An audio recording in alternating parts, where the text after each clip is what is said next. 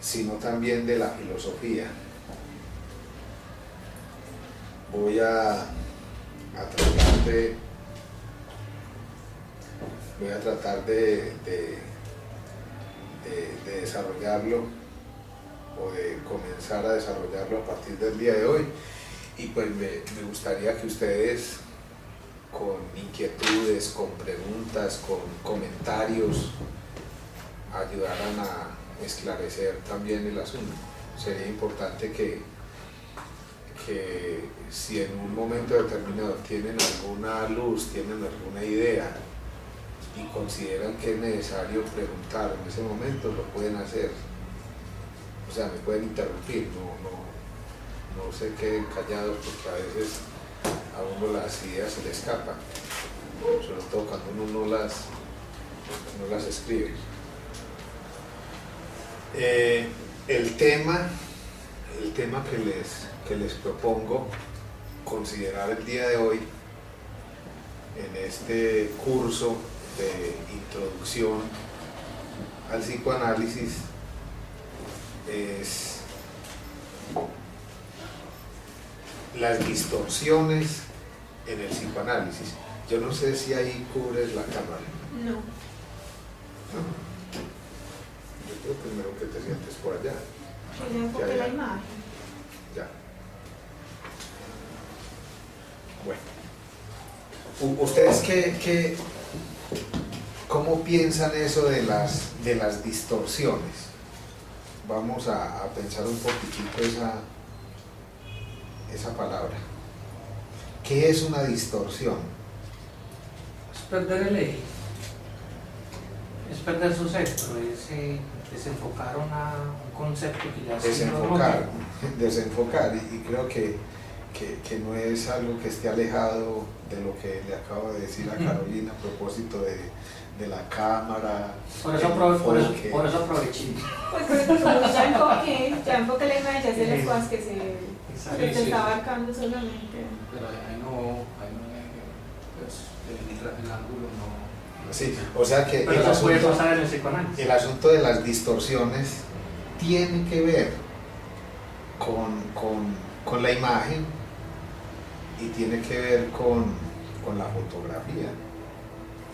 ¿Sí? Es más, eso de la imagen distorsionada es algo que se da con alguna frecuencia en ese lenguaje de la fotografía y en todo lo que tenga que ver con la imagen, ¿sí? Todo lo que tiene que ver con los medios de comunicación. O sea, es que la distorsión no es solamente de la imagen o del objeto, ¿sí? Sino también de la palabra, porque es que los seres humanos podemos distorsionar. O sea, es que eso de la distorsión tiene que ver con las percepciones, ¿sí? Y las percepciones son de distinta índole.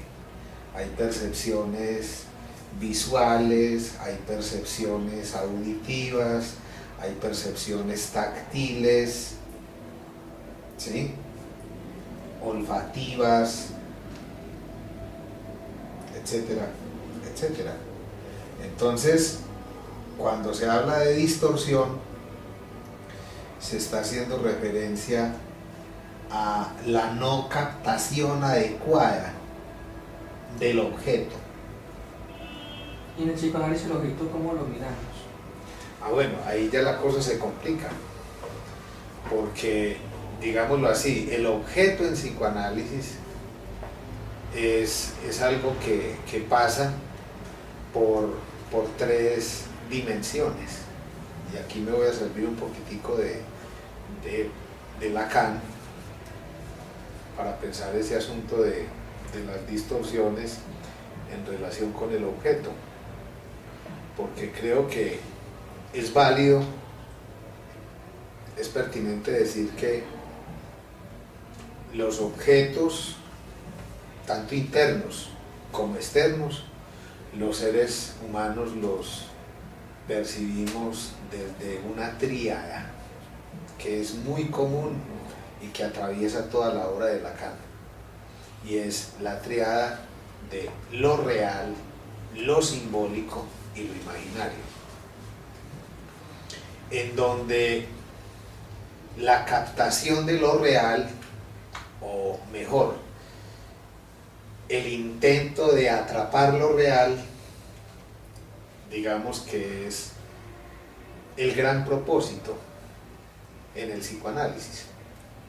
Y se podría decir además de que si bien lo real, bueno, lo real como estatuto de cada quien, si bien es cierto que no se capta de manera plena en el caso por caso, en cada caso, digamos que es algo que se bordea o que se intenta bordear, ¿sí? Al menos en un análisis.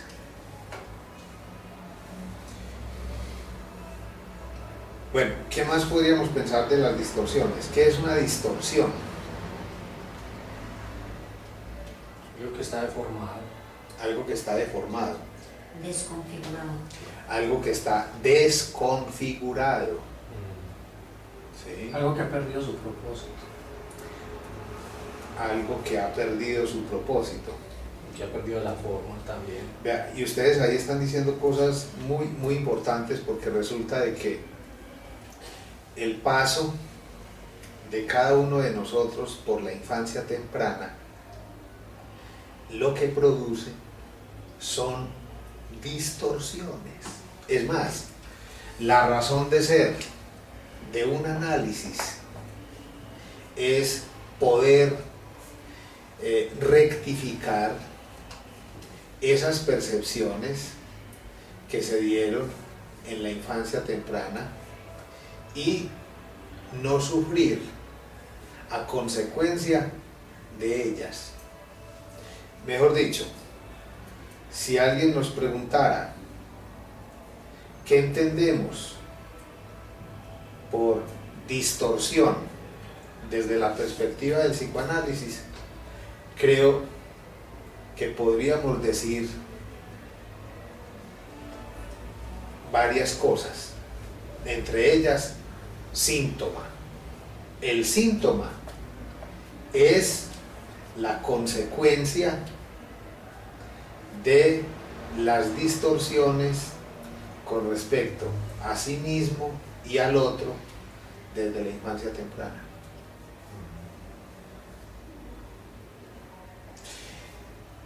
Y creo que la invención de Freud, con ese método llamado psicoanálisis, es un intento de acercar al sujeto con lo más real del objeto, ¿sí? Lo cual implica una superación de las distorsiones. Es más, uno podría decir de que el sufrimiento humano, en términos psíquicos, es un asunto que tiene que ver con las distorsiones.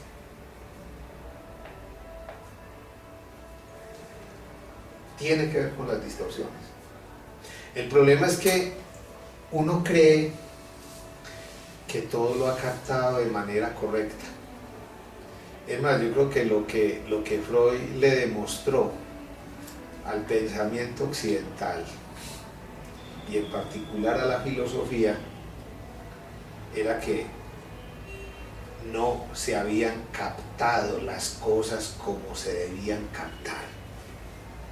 En eso consiste, digamos, el genio de Freud y la rigurosidad clínica de Freud, o sea, el tino, la puntería, la precisión clínica de Freud, en resituar las cosas, en darle un orden a ese mundo un poco caótico, fantasioso e imaginario.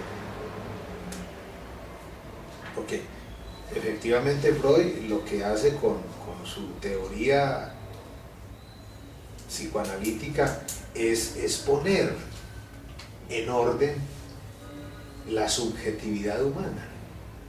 O sea, es que eso es lo que pasa en una experiencia analítica, ¿sí?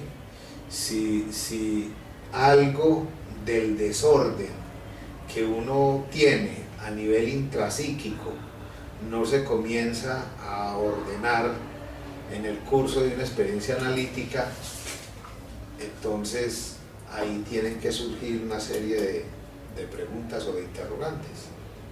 ¿Sí? Exacto, porque precisamente el síntoma es la consecuencia de algo que está confuso. Es más, es que se podría plantear en términos generales el psicoanálisis así. Yo creo que eso fue lo que Freud comenzó a observar en su práctica clínica desde los inicios, cuando muchas personas comenzaban a narrarle situaciones dolorosas y él comenzó a aplicar el oído y comenzó a puntuar asuntos. Lo que hizo con eso fue comenzar a poner en orden, digamos, ese texto, me refiero al material que las personas ponían en la sesión, que ponían en común, que ponían en comunión con Freud, que le comunicaban a Freud. Entonces, las intervenciones de Freud lo que hacían era ponerle como a un texto, digamos, los signos de puntuación. Digamos que la persona llegaba con una cierta verborrea o como con un texto desorganizado, como cuando alguien escribe y de pronto no es especialista en eso del estilo y tiene que contratar a un especialista en estilo para que entonces le puntúe el texto y se lo ponga, digamos, en un estado conveniente para ser publicado, para ser presentado a otros. Entonces, no es forzada esta reflexión, o sea, no es inconveniente, no es ilícito pensar de que el psicoanálisis tiene por propósito entrar a corregir las distorsiones que desde la infancia temprano se han generado. Es más, de hecho, desde el punto de vista de la lingüística y desde el punto de vista de la semiótica o de la simbología, se podría decir de que un psicoanálisis tiene como propósito una resignificación, porque lo real es que un sujeto puede vivir atormentado por el sentido, por la significación que ha tenido un determinado evento en su historia personal, y a partir del trabajo psicoanalítico comienza a ver ese elemento que ha sido traumático, que ha sido doloroso, que ha sido problemático a lo largo de la propia vida, comienza a verlo desde una óptica distinta. Y al comenzar a ver ese elemento desde una óptica distinta, se da una resignificación de eso, ya eso comienza a tener un sentido distinto. Y muchas veces un sentido no tan doloroso como el sentido fijo que se ha tenido con relación a determinado recuerdo o a determinado evento o a determinada experiencia. Y en ese sentido, aquí podemos hablar de corrección de una distorsión, de rectificación de una distorsión, ¿sí? Como cuando alguien tiene los lentes ya muy dañados y tiene que ir a la óptica para que le hagan, digamos, un examen y entonces midan el grado de miopía o de hipermetropía, etcétera, y entonces se puedan disponer de unos lentes que sean apropiados, digamos, al desgaste que han venido teniendo los ojos. Entonces, más o menos, digamos que ahí hay una relación entre la práctica clínica psicoanalítica y la óptica, ¿sí? Porque el propósito en los dos casos es rectificar, ¿sí?, una distorsión o un daño o un deterioro que se ha vivido, que se ha padecido durante años. Bueno, yo creo que cuando uno logra ver las cosas de manera distinta y sobre todo de manera más adecuada, tanto en el caso de la visión como en lo que tiene que ver con la mirada de las cosas internas, se produce como una cierta tranquilidad. Al menos en el caso de Edipo eso fue clarito.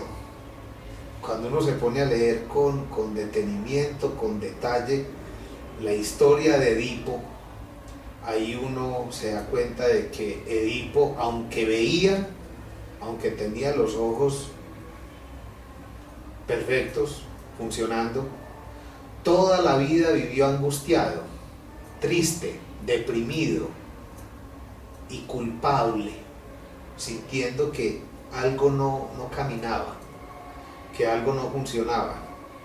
Y esa incomodidad lo llevó a finalmente consultar al psicoanalista de la época, que era el oráculo de Delfos, porque tenía una gran pregunta. O sea, era alguien que no se sentía tranquilo en su ser y sentía que había una pregunta que de manera reiterada aparecía y él no podía dejar la cosa ahí como en el aire. Él tenía que resolver ese enigma. Y fíjense que cuando Edipo descubre la verdad de su ser, cuando él descubre que al hombre que mató en una encrucijada de caminos, ese no era cualquier desconocido, cualquier otro, sino alguien cercano y alguien de su propia sangre, o sea, su padre, y que la mujer con la que estaba casado y con la cual había tenido 4 hijos era su propia madre. En ese momento se produce un precipitado de angustia, de culpa, de malestar, de dolor de existir, al punto de que fue como preguntarse Edipo: ¿qué he hecho? Pero al mismo tiempo se produjo como una especie de alumbramiento. Digamos que hasta ese momento Edipo vivió como en la caverna de la que habla Platón. ¿Se acuerdan de ese texto de Platón que se llama El mito de la caverna? En donde ahí se conjugan la oscuridad y la luz, y donde la luz ahí es símbolo del mundo inteligible y no precisamente del mundo sensible. En la caverna de Platón hay una invitación, y la invitación es a que el ser humano salga del mundo sensible y se ponga en contacto con el mundo de las ideas, con el mundo inteligible. Pues bien, eso es lo que se hace en un psicoanálisis. En un psicoanálisis el sujeto pasa poco a poco, porque ahí hay un montón de resistencias y de dificultades.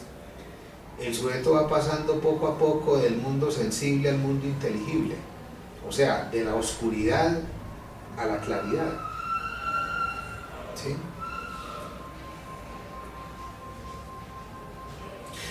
Ustedes se preguntarán, bueno, ¿y esto de las distorsiones, será que en el psicoanálisis realmente sí tiene un lugar, una importancia, una significación. Yo diría que mucha, porque es que las distorsiones, en primer lugar, tienen que ver con la historia propia, con la historia personal. ¿Sí? En el caso de Edipo es claro eso de las distorsiones. Empezando por el padre de Edipo. El primero en distorsionar las cosas fue el padre, Layo, que se llenó de temor cuando le dijeron: ojo, que si usted no prescinde de ese hijo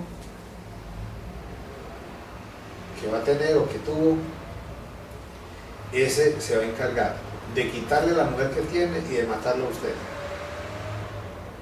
O sea, pobrecito Layo no entendió que eso era una metáfora.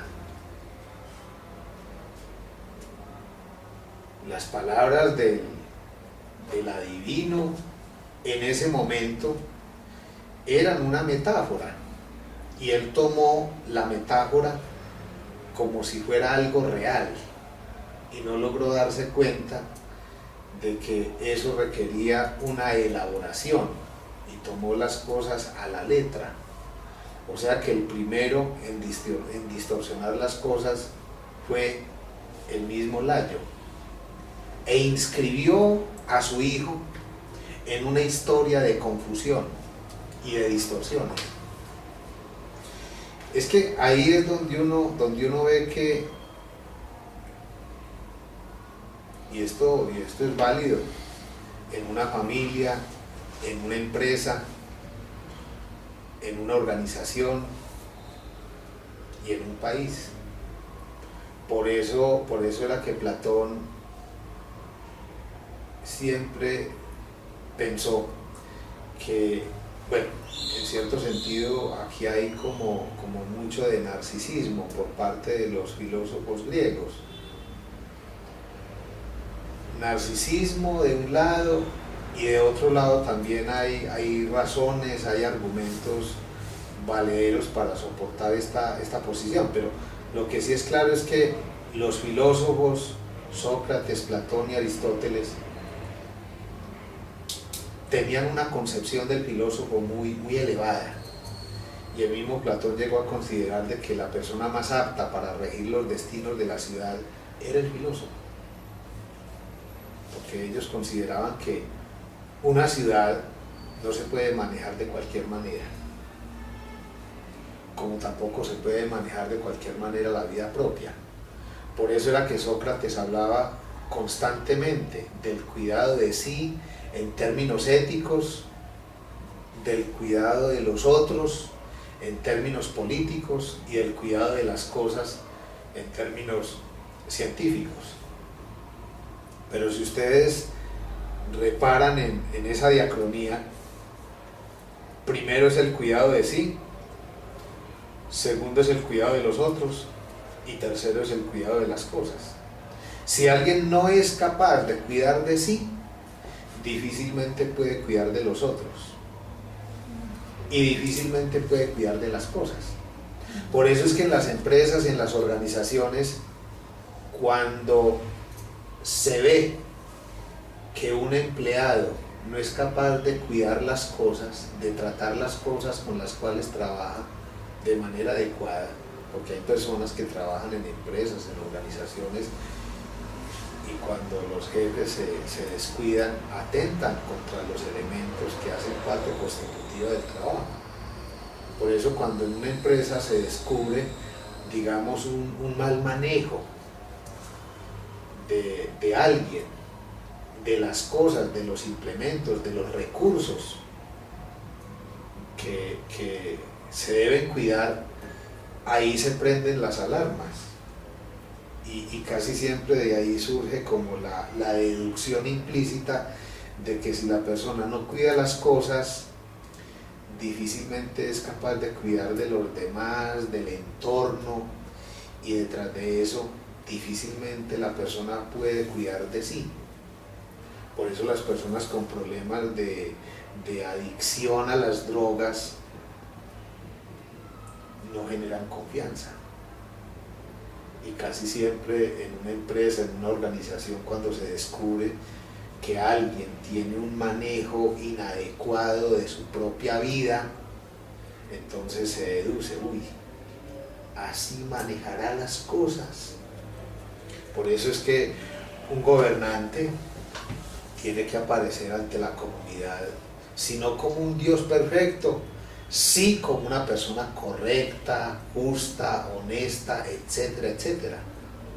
Y por eso es que cuando alguien se está proponiendo para un cargo importante en un país, le miran la hoja de vida y los detractores no pierden oportunidad para sacar la fotico, el video, es decir, el antecedente inconveniente para mostrar ante los medios de comunicación e informarle al país de que tengan cuidado porque es que ese señor tiene tal o cual antecedente, y entonces es importante que se consideren ese tipo de cosas.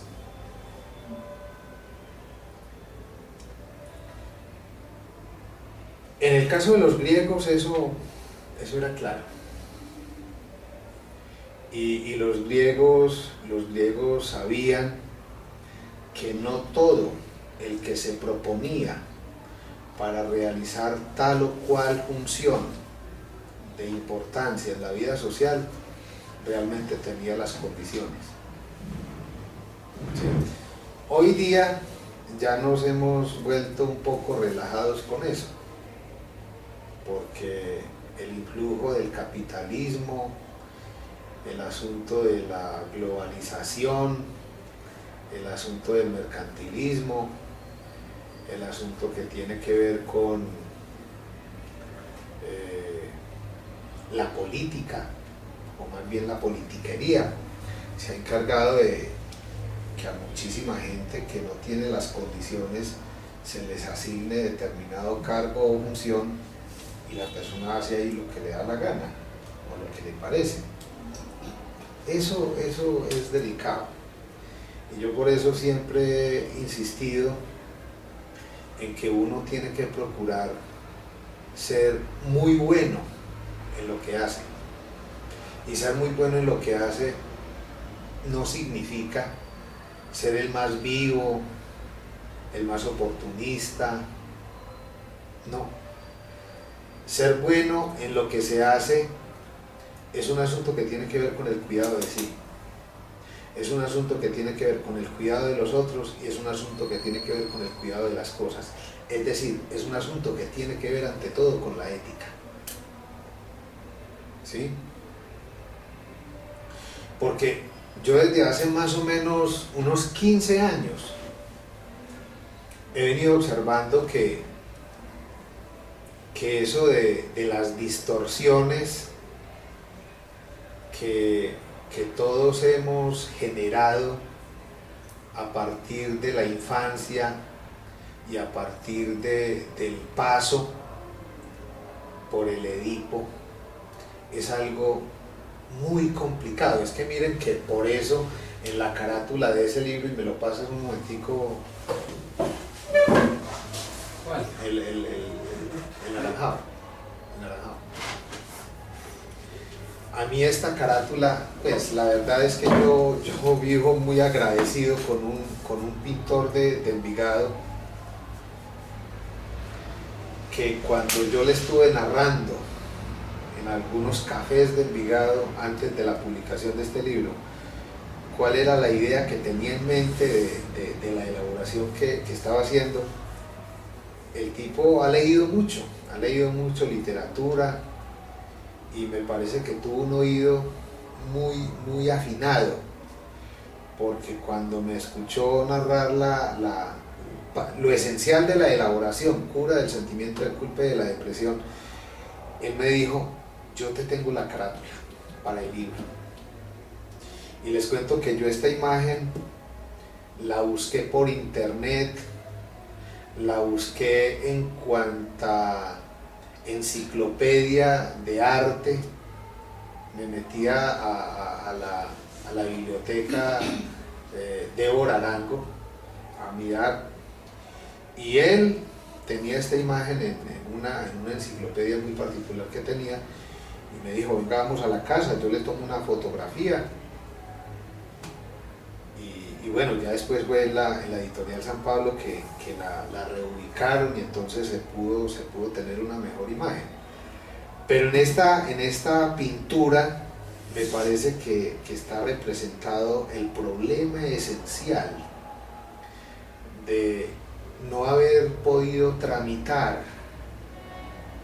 en la vida social y en la vida cultural eso que Freud descubrió, el Edipo.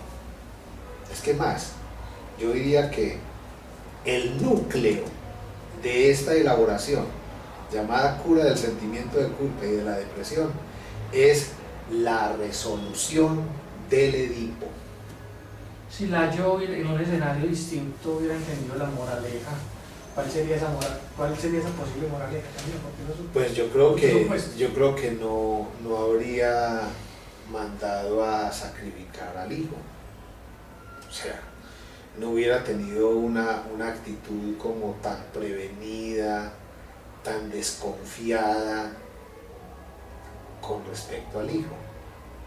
¿Sí? Es que es más, la tragedia griega, en último término, no es tragedia griega, es que es la tragedia humana. La tragedia humana, o sea, la tragedia griega no es griega. Lo valioso de la tragedia griega es que describe, muestra la tragedia del ser humano, la tragedia del ser humano, porque es que lo que Freud captó en eso que del lado de la literatura se veía como una tragedia narrada por los griegos y como un asunto distante que hacía más de 20 y pico de siglos que había hecho parte de la mente de un literato, de un escritor o de un poeta imaginativo, creativo. O sea, siempre la humanidad vio eso como una especie de cosa medio mítica que no tenía nada que ver con nosotros. Es que la genialidad de Freud fue darse cuenta de que ahí no había ninguna distorsión, porque es que lo que lee Freud en ese mito o en esa tragedia griega fue un real de lo humano. O sea, Freud se apropió de eso. Freud se dio cuenta de que lo que se dice en esa tragedia no es una cosa mítica, no es una cosa fantasmática, no es una cuestión imaginaria, no es una cosa que esté alejada de la vida real de los seres humanos. Él se dio cuenta de que eso es un asunto que tiene que ver con el aquí y ahora de los seres humanos. ¿Sí? Entonces, claro, cuando uno no se motiva, y ahí es donde uno ve como con cierta tristeza de que en el mundo entero el psicoanálisis todavía sigue siendo poco querido y popular.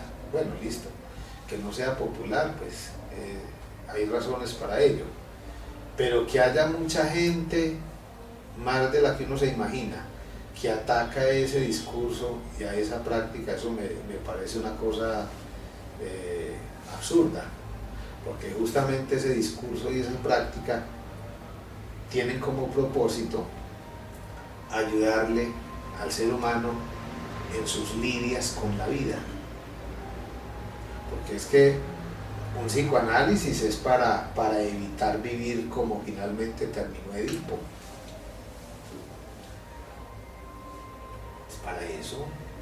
O sea, es que lo que le muestra a uno la pintura, y no solamente la pintura, sino la historia misma de Edipo, es que al no haber podido él captar lo esencial de su ser, terminó realizando lo que sus propios deseos, fantasías y pulsiones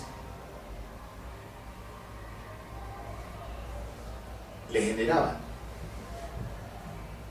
Entonces por eso es que se puede decir con precisión de que un psicoanálisis, y digo un psicoanálisis, no me refiero a una psicoterapia, no me refiero a una psicoterapia de inspiración analítica, no me refiero a un psicoanálisis aplicado, sino a un psicoanálisis. Cuando digo un psicoanálisis me refiero a un psicoanálisis puro.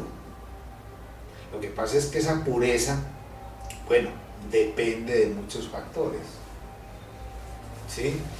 Y esos factores tienen que ver con algo que desde la primera institución creada por Freud se viene planteando y que parece ser que en el mundo mucha gente no ha querido como prestarle atención a eso. Y es, primero, el análisis personal y no con cualquiera. Segundo, el trabajo teórico. Tercero, el análisis supervisado. Y yo diría cuarto, y esto ya es un aporte lacaniano de Jacques Lacan, el dispositivo del pase, porque quien realiza el pase no tiene ningún problema en dar testimonio, o sea, no ha tenido mayor problema. Es que el que hace el pase es alguien que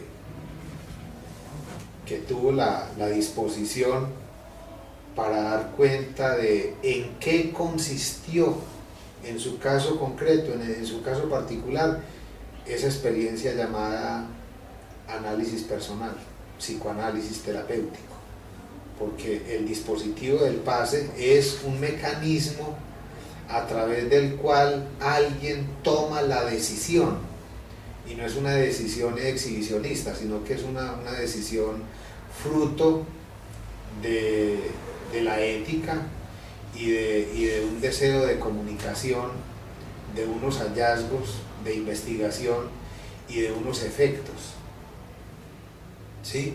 Es poder dar cuenta de la dimensión clínica y terapéutica del psicoanálisis. O sea, es que el que está curado, el que ha sido curado, y cuando digo curado me refiero a alguien que vive la vida ya distinta, que ha podido mejorar su existencia a partir de la aplicación de ese dispositivo en su vida, esa persona siente agradecimiento con la vida, con el analista, con el psicoanálisis, con el movimiento psicoanalítico, y de alguna manera siente la imperiosa necesidad de tener que dar cuenta de que eso sirve para algo. Es más, si alguien pasa por una experiencia de análisis que fue llevada hasta sus últimas consecuencias y eso tuvo efectos significativos en la vida de esa persona, y si esa persona no da testimonio de esa experiencia, me parece que es una persona envidiosa, dañina, destructiva. Y miren que en la vida social pasa así. Cuando algo funciona, cuando algo da resultado, usualmente la primera persona que capta que tal o cual cosa funciona o da resultado, comienza a hablar de eso. Y eso se comienza a propagar.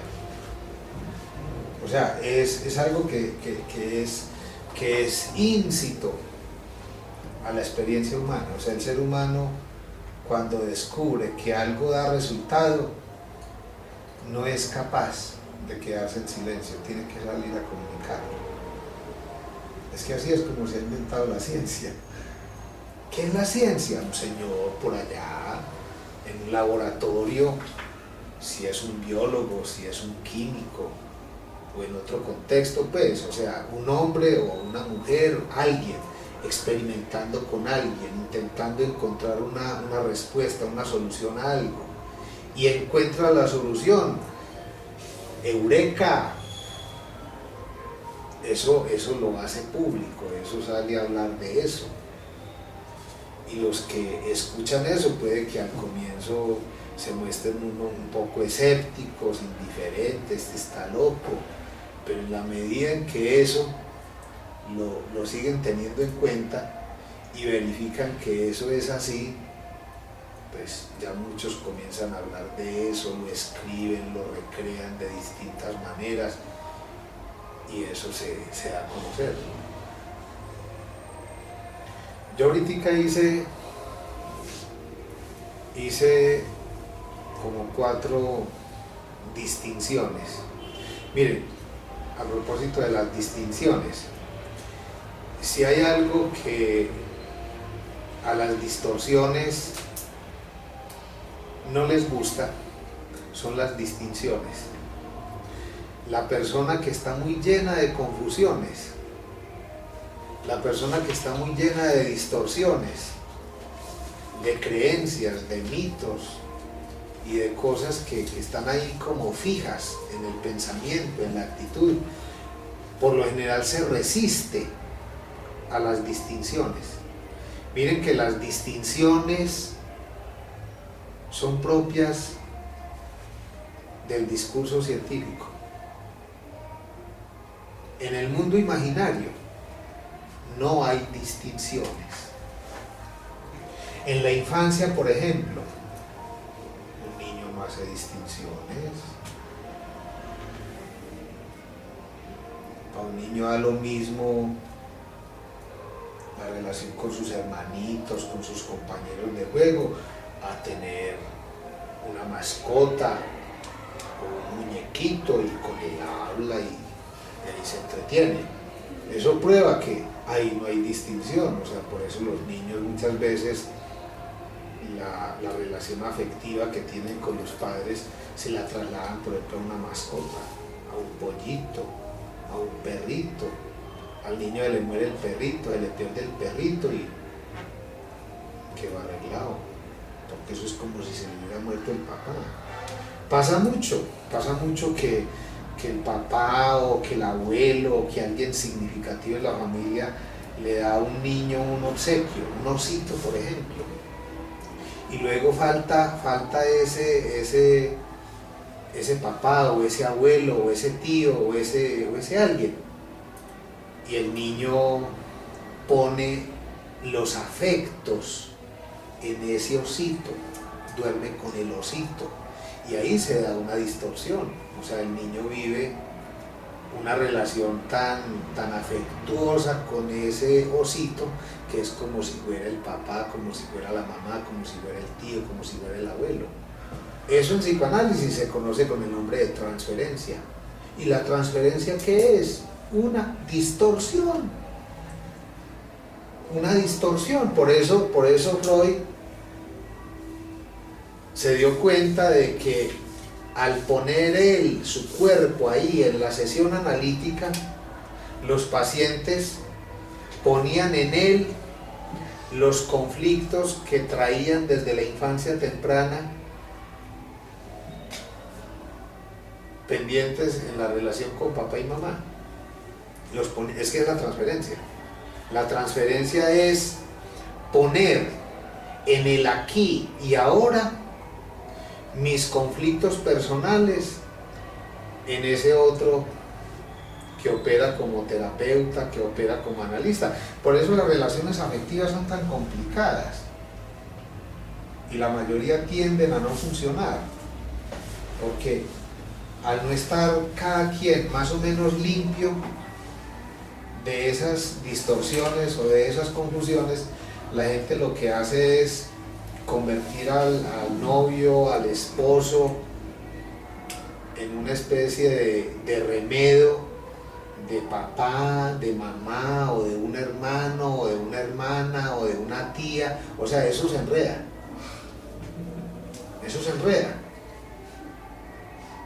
Y muchas veces la persona termina teniendo una relación hostil con esa persona cuando esa persona no tiene nada que ver con esa historia de de pleitos, de agresiones, de envidias, de cosas malucas que se han vivido en la relación con otro del pasado.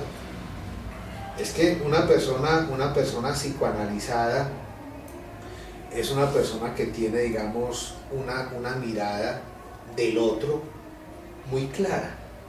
O sea, no anda haciéndose falsas expectativas, sino que asume al otro como otro. Porque es que sin análisis lo que prima es la distorsión, lo que prima es la confusión a nivel inconsciente. Y lo que la persona termina haciendo en la relación de pareja es confundiendo al otro con figuras del pasado. La mejor amiga. Sí, porque es que una vez yo le escuchaba a alguien que decía algo de una cierta ingenuidad.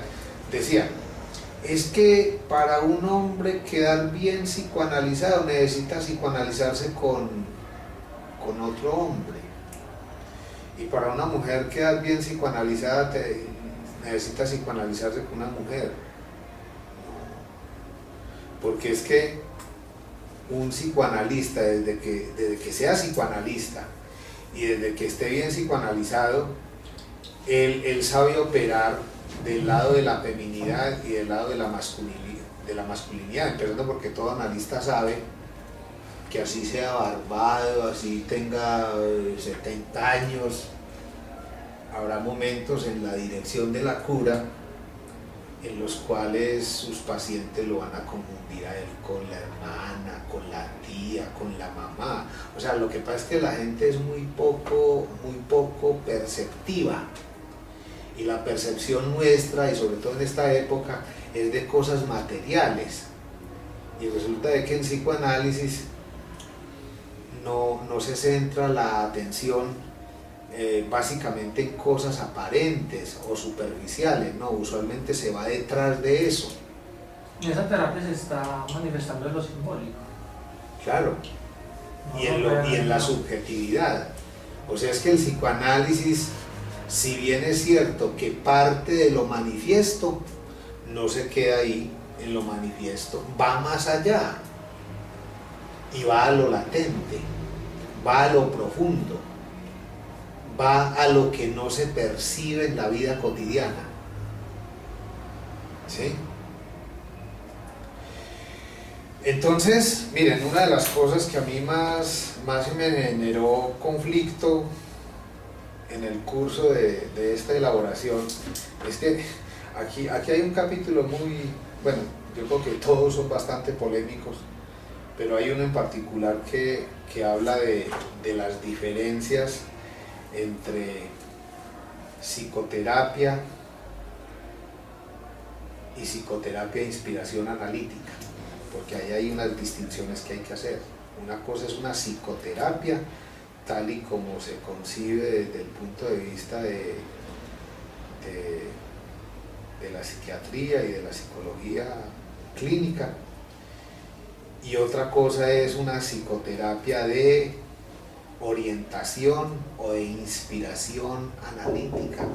Cuando se habla de orientación o de inspiración analítica, ahí lo que se está diciendo es que ese tipo de psicoterapia cuenta con matices, ¿sí?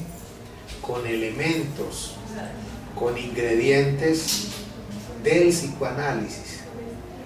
Y al contar con ingredientes, con elementos del psicoanálisis, esa psicoterapia no es a secas, ¿sí? No es en blanco y negro, porque digámoslo así, una psicoterapia sin elementos del psicoanálisis es como ver televisión hoy día en blanco y negro. O sea, digamos que el psicoanálisis a las psicoterapias le ha dado como un cierto matiz, como un cierto brillo, ¿sí? Como un cierto atractivo a la psicoterapia. Por eso es muy distinta una psicoterapia así pura, que no tiene nada que ver con el psicoanálisis, a una psicoterapia orientada desde el psicoanálisis. Pero eso no se puede confundir con un psicoanálisis, porque de otro lado hay otra pareja. De este lado estamos hablando de la psicoterapia y al frente podríamos ubicar la psicoterapia de inspiración analítica, pero también podríamos armar otra pareja conformada por el psicoanálisis aplicado y el psicoanálisis puro. No es lo mismo el psicoanálisis aplicado que el psicoanálisis puro.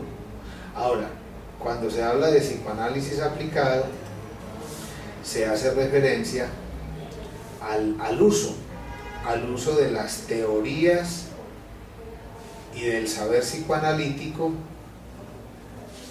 a un campo específico. Por ejemplo, hoy día y en muchas universidades donde hay departamento de psicoanálisis, se tiene la costumbre de utilizar las teorías psicoanalíticas para pensar problemas contemporáneos, como por ejemplo las adicciones, la prostitución, las anorexias, la bulimia, la depresión, o sea, todo lo que se conoce como síntomas actuales o problemas contemporáneos se tienden a pensar y a considerar desde el psicoanálisis. O sea, la teoría psicoanalítica se aplica en esos campos, por eso se encuentran hoy día múltiples relaciones entre el psicoanálisis y la filosofía, el psicoanálisis y la medicina, el psicoanálisis y la antropología, el psicoanálisis y la sociología, el psicoanálisis y la psicología social,